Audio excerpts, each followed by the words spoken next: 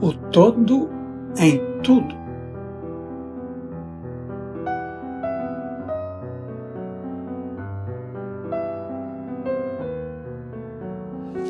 Enquanto tudo está no todo, é também verdade que o todo está em tudo. Aquele que compreende realmente esta verdade alcançou o grande conhecimento.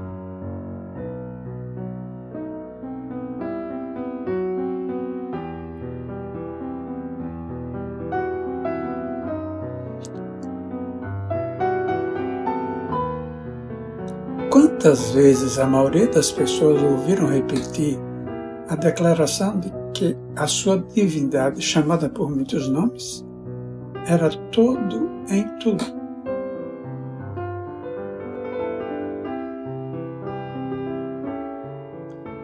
E quão pouco suspeitaram elas da verdade oculta encoberta por estas palavras, tão descuidadamente pronunciadas?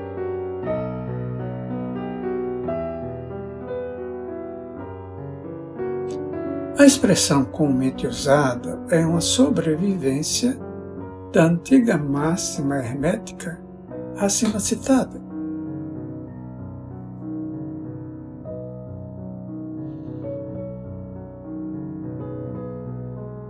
Como diz o Kybalion, aquele que compreende realmente esta verdade alcançou o grande conhecimento.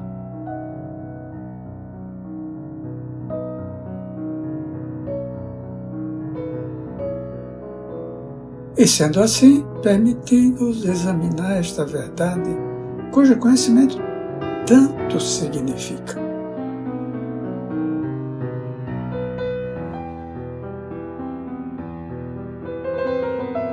Nesta exposição da verdade, esta máxima hermética está encoberta uma das maiores verdades filosóficas, científicas e religiosas.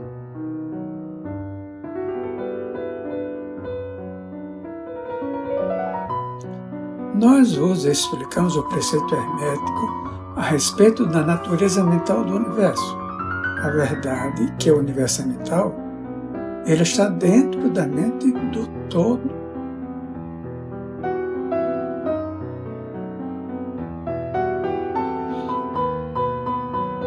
Diz o Kybalion, na passagem citada acima, tudo está no todo.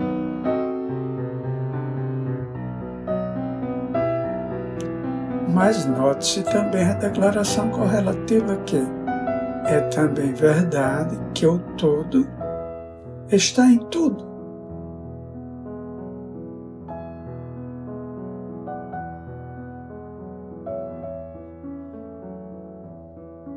Esta declaração aparentemente contraditória é reconciliável pela lei do paradoxo.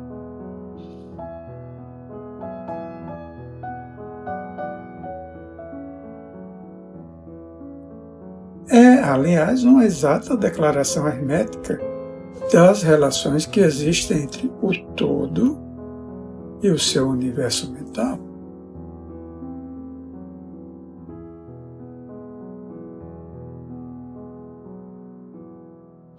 Vimos que tudo está no todo. Vejamos agora o outro aspecto do assunto.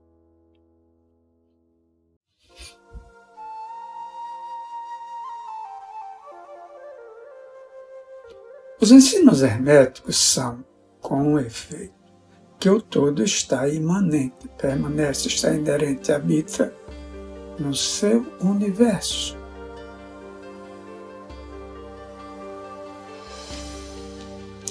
E em cada partícula, unidade ou combinação dentro do universo.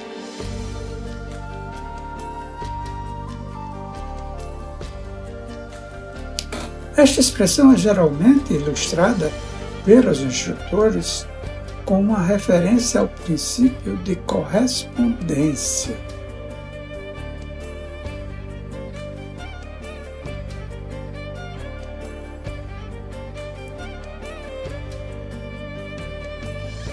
O instrutor ensina o discípulo a formar uma imagem mental de uma coisa, uma pessoa ou uma ideia, porque todas as coisas têm uma forma mental.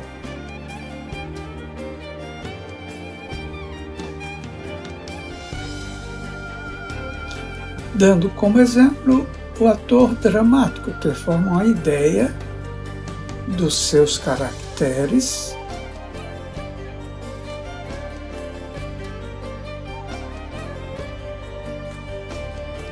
ou um pintor ou escultor, que forma uma imagem de um ideal que ele procura exprimir pela sua arte.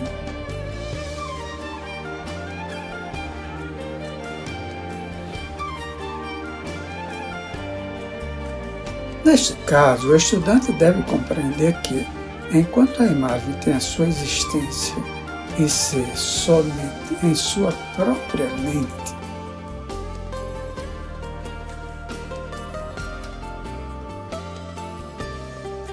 ao mesmo tempo, ele, o estudante, autor, dramaturgo, pintor ou escultor, está em certo sentido imanente e permanece habita na imagem mental.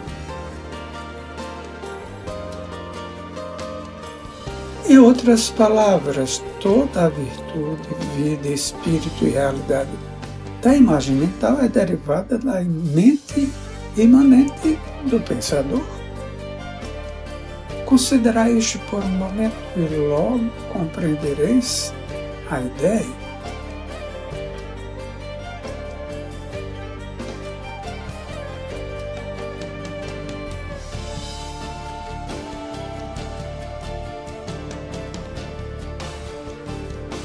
Para tomarmos um exemplo moderno, diremos que Otelo, Iago, Hamlet, Lear, Ricardo III existiram somente na mente de Shakespeare no tempo da sua concepção ou criação.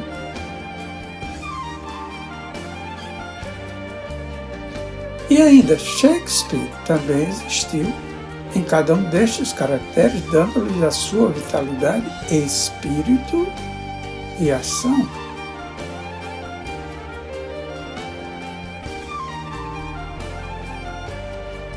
Qual é o espírito dos caracteres que conhecemos como Micawber, Oliver Twist, Uriah Heep?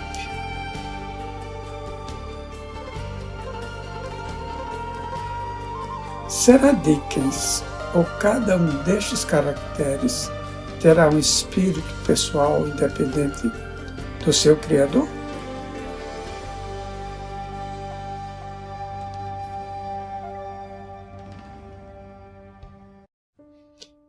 Tem a Vênus de Médici, a Madonna Sistina, o Apolo de Belvedere, espírito e realidade de si próprios, ou representam eles o poder espiritual e mental dos seus criadores?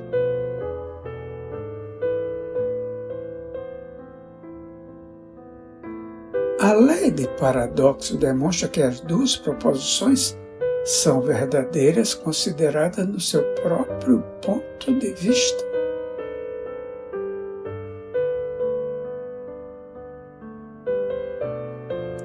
Micawber é Micawber e é também Dickens.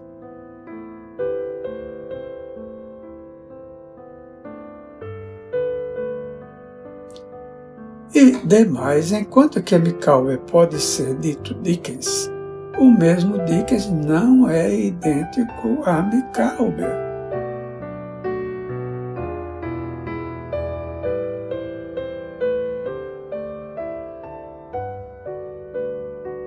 O homem como Micawber pode exclamar: o espírito do meu Criador está inerente em mim e, apesar disso, eu não sou ele.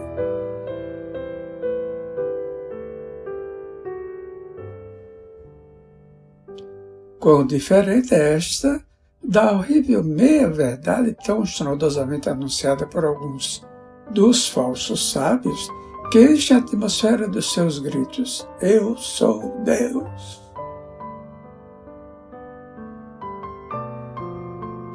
Imaginai o pobre diabo de Micawber ou de Uriah Heep gritando: eu sou Dickens.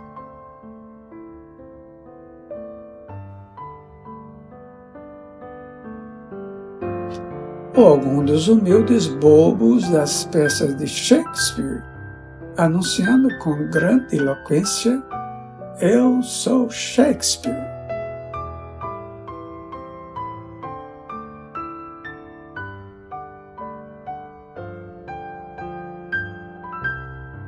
O todo está até na minhoca, contudo a minhoca está longe de ser o todo.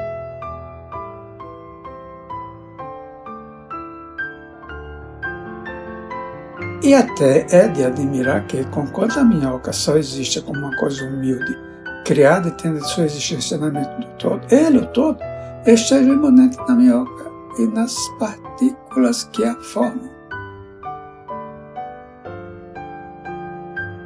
Haverá talvez um mistério maior que o de tudo no todo e o todo em tudo?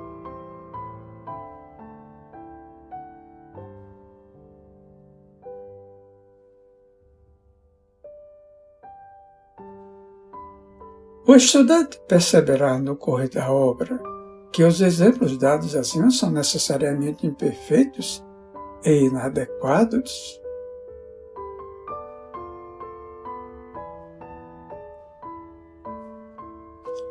Porque representam a criação de imagens mentais na mente finita, ao passo que o universo é a criação da mente infinita e a diferença entre os dois polos as separa.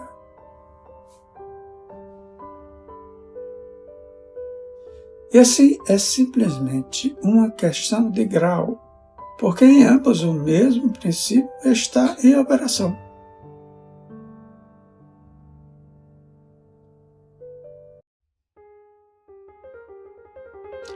O princípio de correspondência manifesta-se nelas.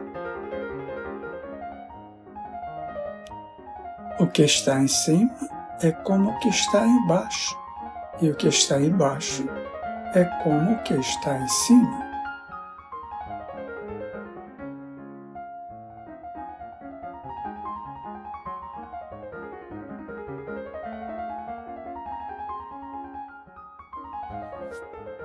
E no grau em que o homem realiza a existência do espírito, que está imanente no seu ser, ele subirá na escada espiritual da vida.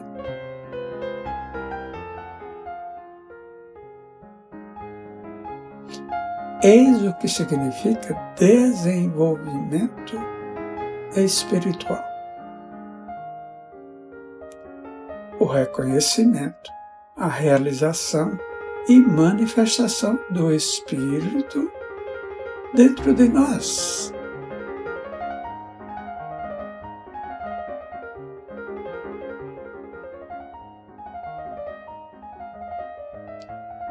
Procurai não vos esquecer desta última definição, a do desenvolvimento. Ela contém a verdade da verdadeira religião.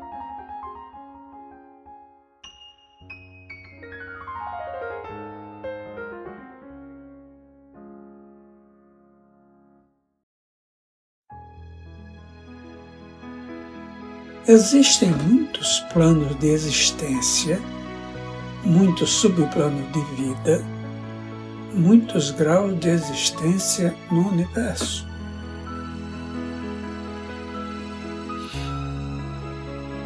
E tudo depende do avançamento dos entes na escada, cuja ponta mais inferior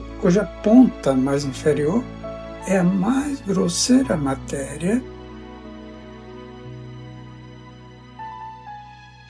e a mais superior sendo separada somente pela mais pequena divisão do espírito do todo.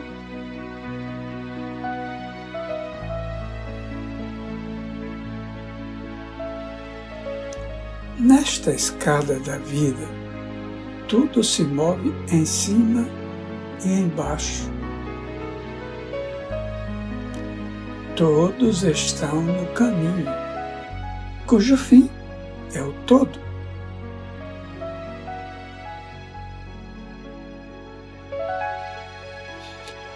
Todo o progresso é uma volta à morada própria.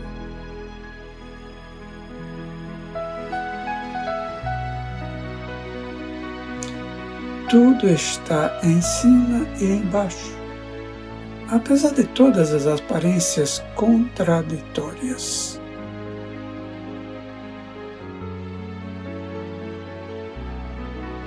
Tal é a mensagem do iluminado.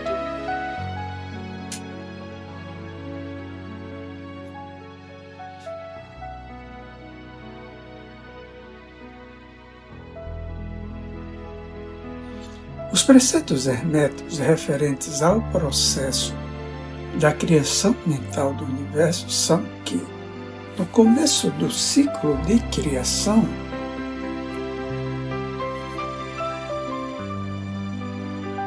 o todo, em seu aspecto de existência, projeta sua vontade sobre o seu aspecto de estado, e o processo de criação começa.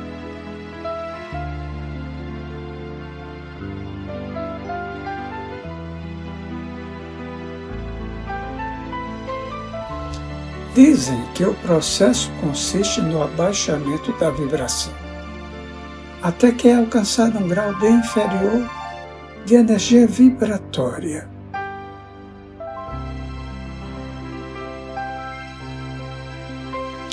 No qual ponto é manifestada a forma mais grosseira possível da matéria.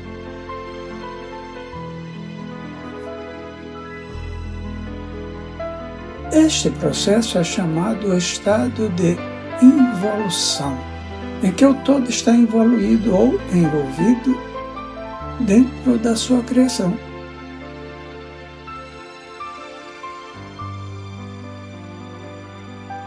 Este processo é considerado pelos hermetistas como tendo correspondência com o processo mental de um artista, escritor ou inventor,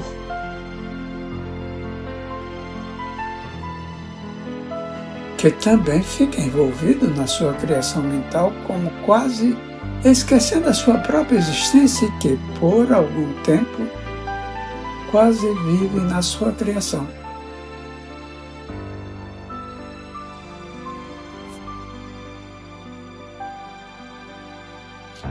Se em vez de envolvido usarmos a palavra êxtase, talvez possamos dar uma pequena ideia do que queremos dizer.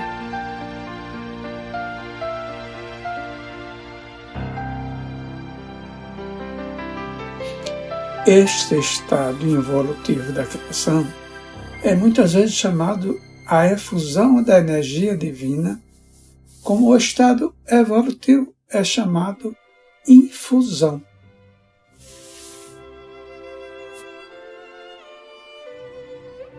O polo extremo do processo de criação é considerado como sendo o mais afastado, movido pelo todo.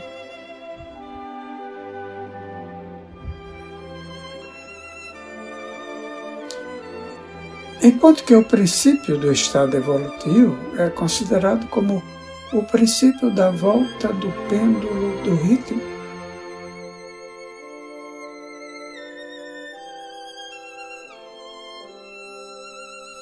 Sendo expressa em todos os ensinos herméticos uma ideia de volta à casa.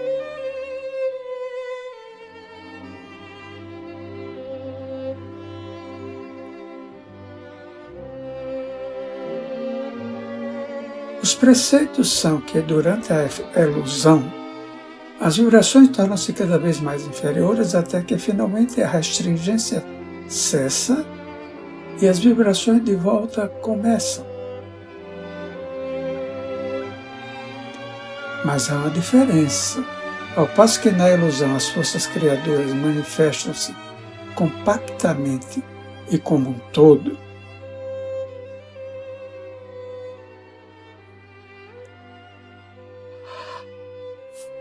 no começo do estado evolutivo de infusão, é manifestada a lei de individualização, que é a tendência a separar em unida de força.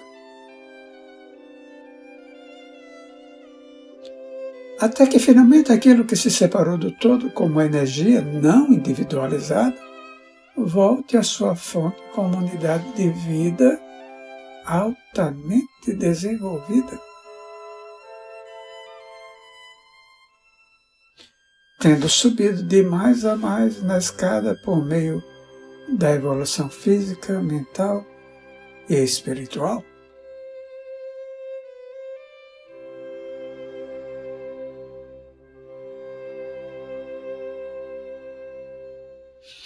Os antigos hermetistas usam a palavra meditação ao descrever o processo da criação mental do universo na mente do todo.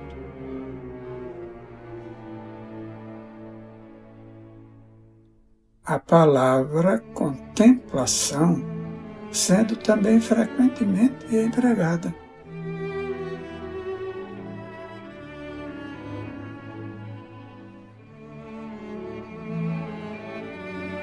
Mas a ideia entendida parece ser a do emprego da atenção divina.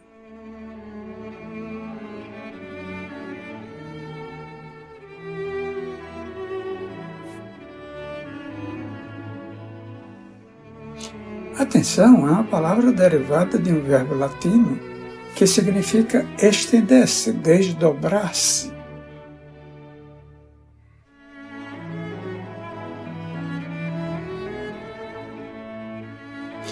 E também o ato de atenção é realmente um desdobramento mental, uma extensão da energia mental.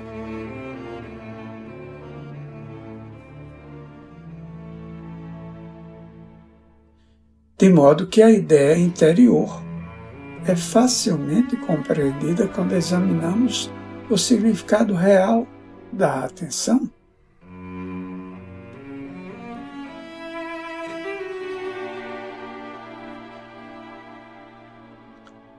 Os ensinos herméticos a respeito do processo de evolução são os que eu todo, tendo meditado no princípio da criação,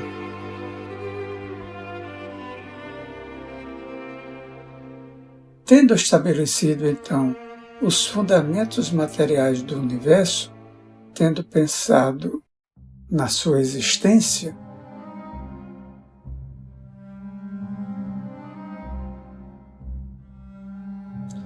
gradualmente desperta da sua meditação e assim começa a manifestar o processo de evolução nos planos material, mental e espiritual, sucessivamente e em ordem.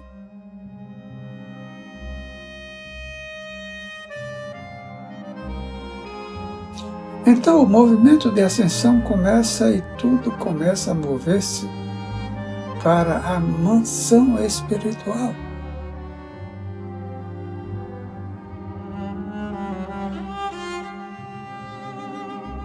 A matéria torna-se menos grosseira, as unidades nascem à existência, as combinações começam a formar-se.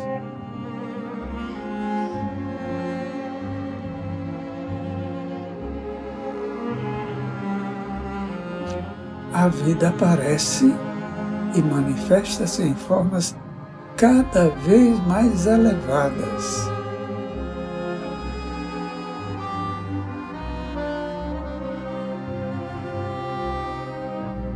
E a mente torna-se cada vez mais evidente, as vibrações sendo constantemente mais elevadas.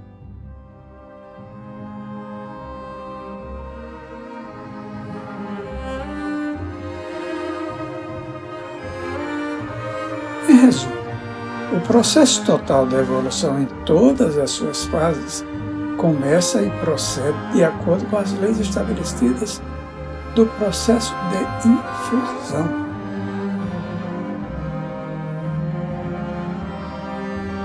Todas ocupam éons e éons do tempo do homem, cada éon contendo muitos milhões de anos.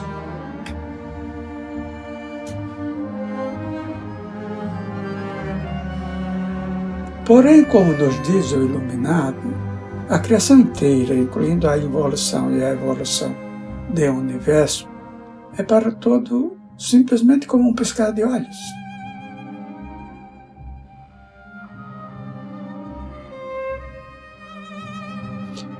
No fim dos inúmeros ciclos de anos de tempo, o todo retira sua atenção, sua contemplação e meditação no universo.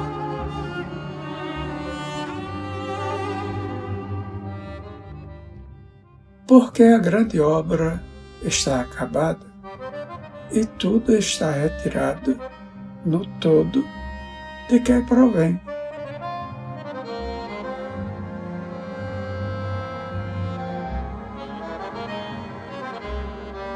Mas o mistério dos mistérios, o espírito de cada alma não é aniquilado, mas sim expandido infinitamente.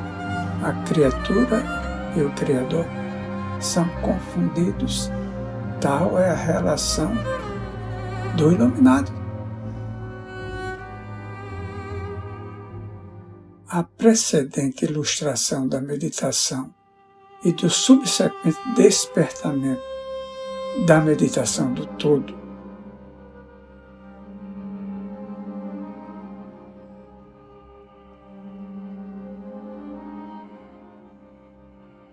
é mais um esforço dos instrutores para descrever o processo infinito por um exemplo finito.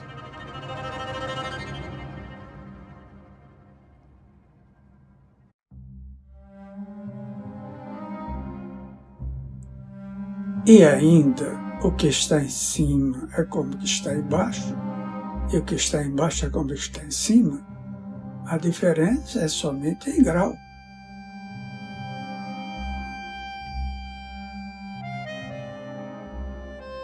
E assim como o todo desperta-se da meditação sobre o universo, assim o homem no tempo cessa de manifestar no plano material.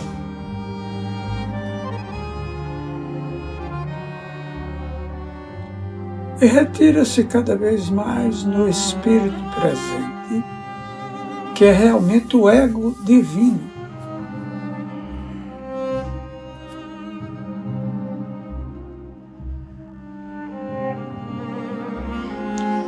Há um assunto maior de que desejamos falar-vos nesta lição, e que nos levaria imediatamente a uma invasão do campo da especulação metafísica.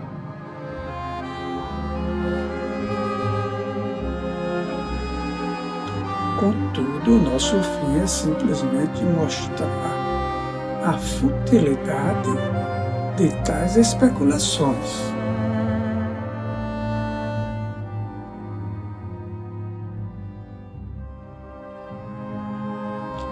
Aludimos à questão que inevitavelmente vem à mente de todos os pensadores que se aventuraram a investigar a verdade.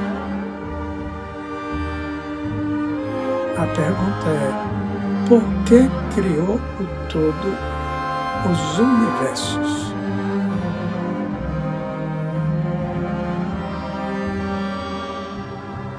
A pergunta pode ser feita de diferentes formas, mas a que vai acima é o essencial da investigação.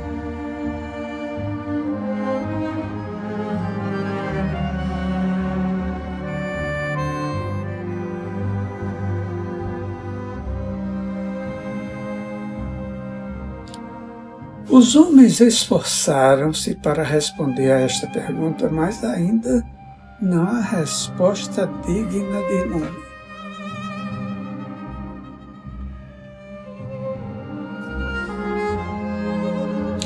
Muitos imaginaram que o todo tem muito a ganhar com isto, mas isto é absurdo.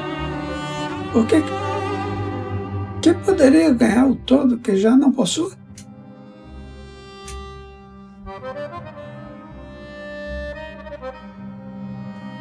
Outros deram a resposta na ideia que o todo quis que tudo amasse, e outros que ele criou por prazer e divertimento, ou porque estava só, ou para manifestar o seu poder.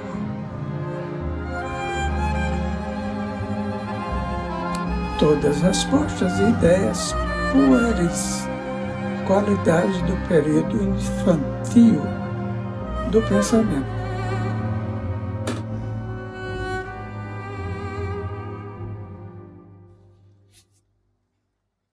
Outros acreditaram descobrir o mistério, afirmando que o todo achou-se impelido a criar pela razão da sua própria natureza interna, o seu instinto criador.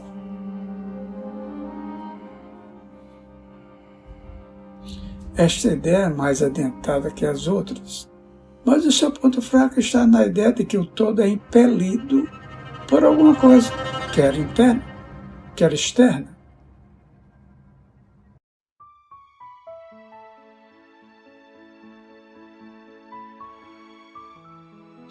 Se a sua natureza interna, o instinto criador, impele-o a fazer as coisas, então a natureza interna ou o instinto criador seria o absoluto, em vez do todo.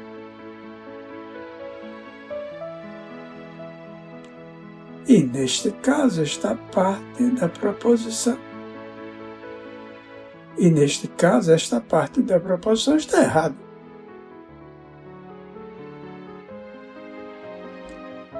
E ainda, o todo cria e manifesta, e parece ter muitas qualidades de satisfações em fazê-lo.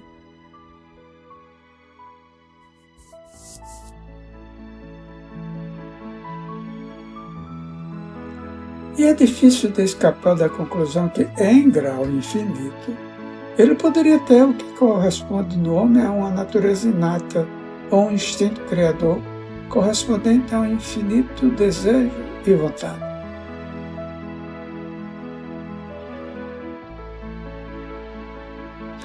Nada poderia agir sem querer agir. Não poderia agir sem querer agir, e não poderia querer sem desejar agir, e não desejaria agir sem satisfação nisso. E todas estas coisas pertenceriam à natureza infinita e podem ser consideradas como estando de acordo com a lei de correspondência.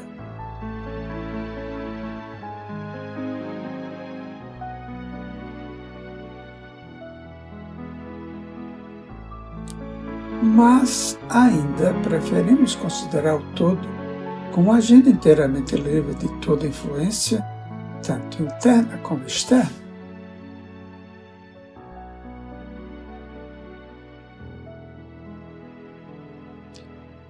Isto é o problema que se apoia na raiz da dificuldade, e a dificuldade que se apoia na raiz do problema.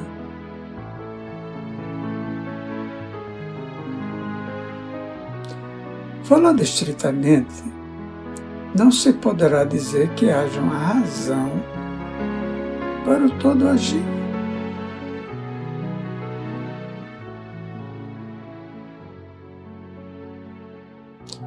Porque uma razão implica uma causa, e o todo está acima da causa e do efeito.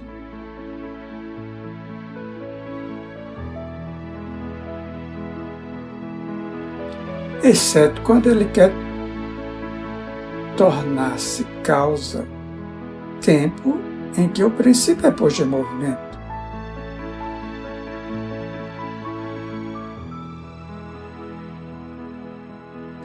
Assim dizeis, o assunto é incompreensível, justamente como o todo é incognoscível.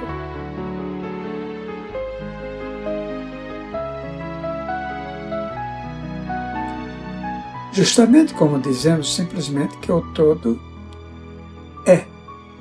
Assim também somos obrigados a dizer que o todo age porque age.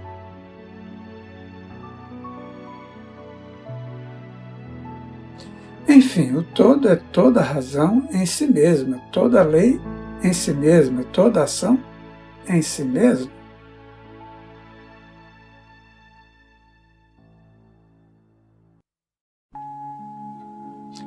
E pode-se dizer que, em verdade, o todo é a sua própria razão, a sua própria lei, a sua própria ação.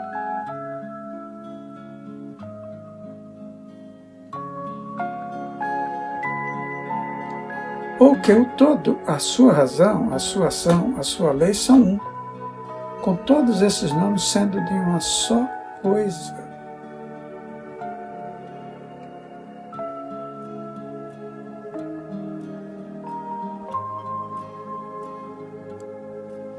Na opinião dos que vos dão estas lições, a resposta se encerra no próprio íntimo do todo, junto com o seu segredo de existência.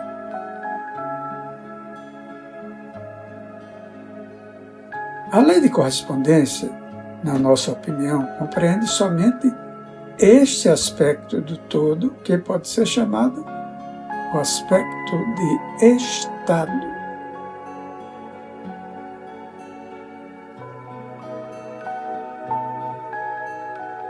O lado oposto deste aspecto é o aspecto de existência, no qual todas as leis perdem-se na lei, todos os princípios emergem no princípio.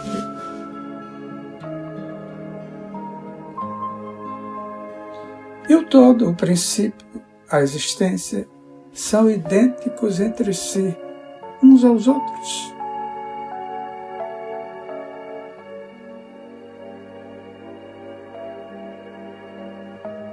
Por isso, as especulações metafísicas sobre este ponto são fúteis.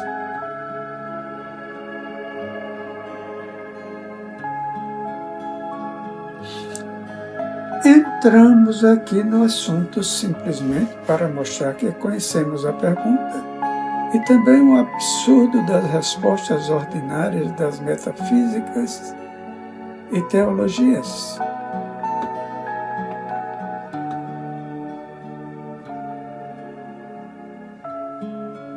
Em conclusão, poderá ser de interesse aos estudantes dizer-lhes que, apesar de muitos dos antigos e modernos preceitos herméticos tenderem a aplicar o princípio de correspondência à questão,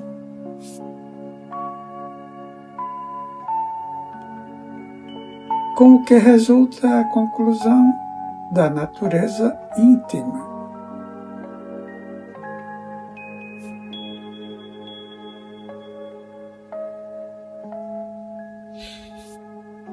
Mesmo assim, as lendas contam que Hermes, o Grande, sendo interrogado sobre esta questão pelos seus adiantados discípulos,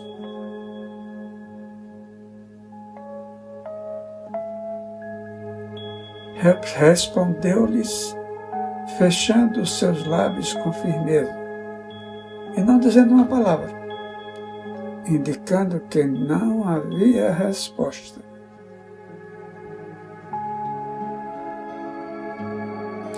Mas então ele podia ter entendido de aplicar o axioma da sua filosofia que diz: os lábios da sabedoria estão fechados, exceto aos ouvidos do entendimento.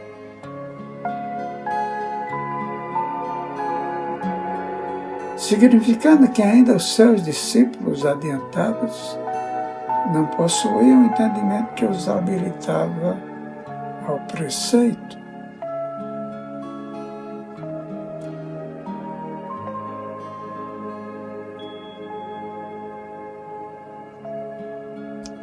Seja como for, se Hermes possuía o segredo, ele deixou de o comunicar e, embora o mundo tome muito interesse, os lábios de Hermes estão fechados a este respeito.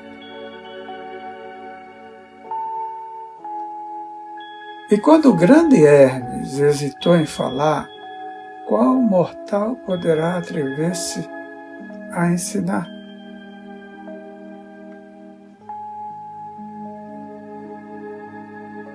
Porém, deveis lembrar que, ainda que seja aquela a resposta deste problema, se porventura há uma resposta, permanece a verdade que,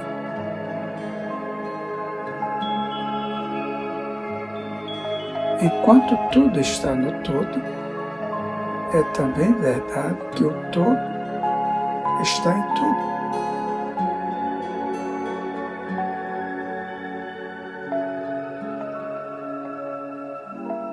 O preceito é enfático.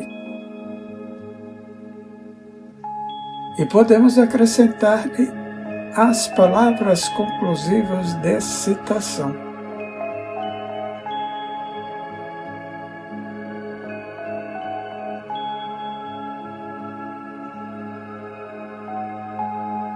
Aquele que compreende realmente esta verdade alcançou o grande conhecimento.